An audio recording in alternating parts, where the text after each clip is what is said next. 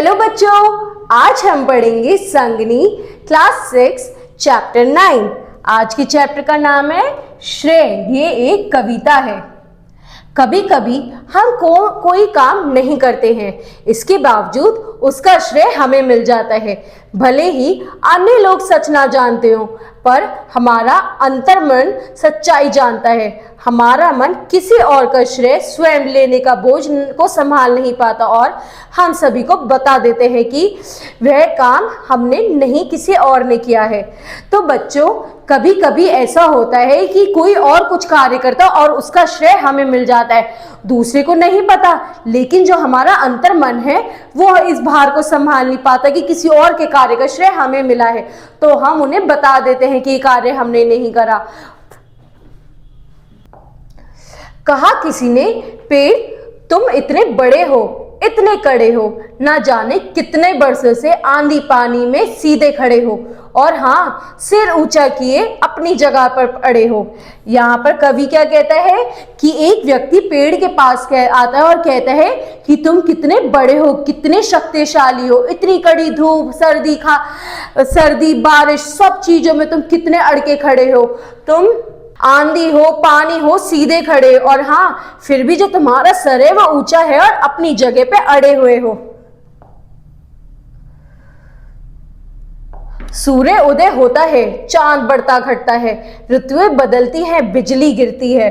तो आगे क्या बोलते हैं, जो सूरज है वो उदय होता है, ढलता है, जो हमारा चंद्रमा है वो अपना रोज आकार बदलता है, जो हमारी ऋतुएं हैं वो बदलती रहती है, और जो बिजली है वो गिरती रहती है। और तुम सब सहते हुए विनम्रता की हरियाली को ओढ़े लोहे स्तंभ की तरह खड़े हो, अपनी जगह पर अड़े हो।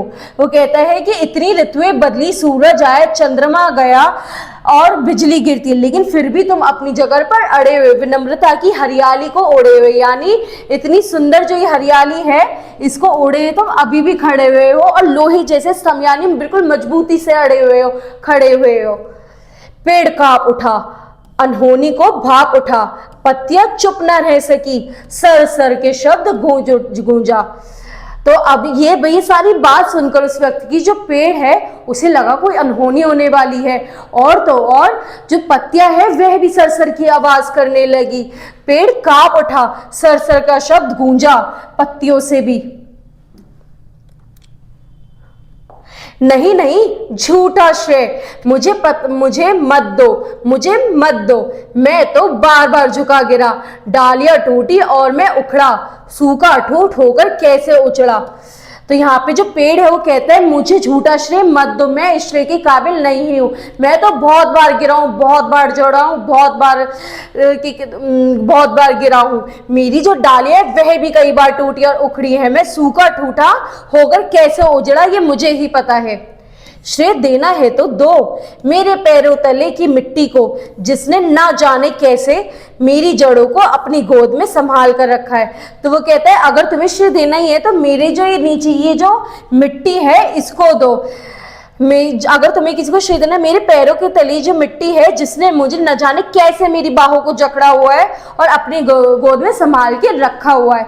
तो बच्चों, जैसे कि पेड़ ने वो श्रेय जो उसका है ही नहीं अपने पर लिया, इसी तरीके से हमें किसी और का श्रेय नहीं लेना चाहिए, क्योंकि जो हमारा मन है वह तो जानता ही है कि हमने कौन सा कार्य किया है और कौन सा नहीं किया है। ठीक है बच्चों, अब अगली क्लास में अगला चैप्टर पढ़ेंगे। Thank you.